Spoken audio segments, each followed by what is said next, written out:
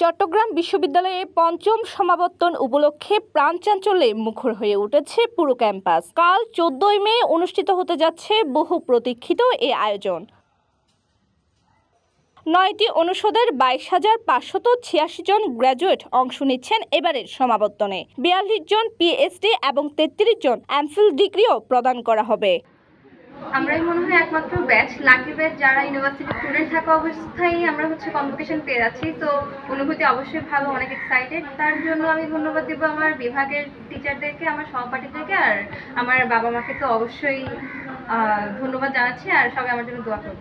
লোক প্রশাসন বিভাগের শিক্ষার্থী আয়েশা আক্তার বলেন, গ্র্যাজুয়েশনের পরপরই সমাবর্তন পাচ্ছি, এটা অনেক সৌভাগ্যের ব্যাপার। গ্র্যাজুয়েশনের পরপরই যে আমি সমাবর্তনটা পাচ্ছি, এটা আসলে আমাদের জন্য একটা সৌভাগ্যের ব্যাপার।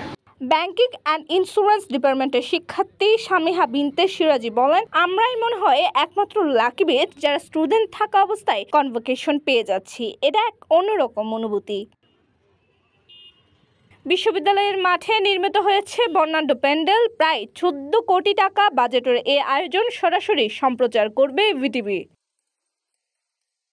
সংবাদ সম্মেলনে জানানো হয়, সমাবর্তীরা সকাল 10টা থেকে 12টার মধ্যে সংগ্রহ করবেন গিফট, স্মরণিকা ও খাবার। সাধারণ শিক্ষার্থীদের জন্য থাকবে 5টি পয়েন্টে এলইডি পর্দা, শহীদ মিনার, সায়েন্স ফ্যাকাল্টি, জারুলতলা সহ।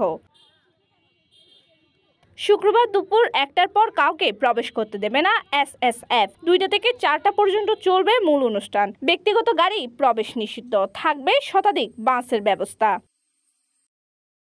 দীর্ঘ 9 বছর পর এই সমাবর্তন ঘিরে শিক্ষার্থী, পরিবার পরিজনের মাঝে দেখা গেছে আনন্দ, উচ্ছ্বাস আর গর্বের বহিঃপ্রকাশ। চট্টগ্রাম বিশ্ববিদ্যালয়ের ইতিহাসে স্মরণীয় হয়ে থাকবে এই পঞ্চম সমাবর্তন।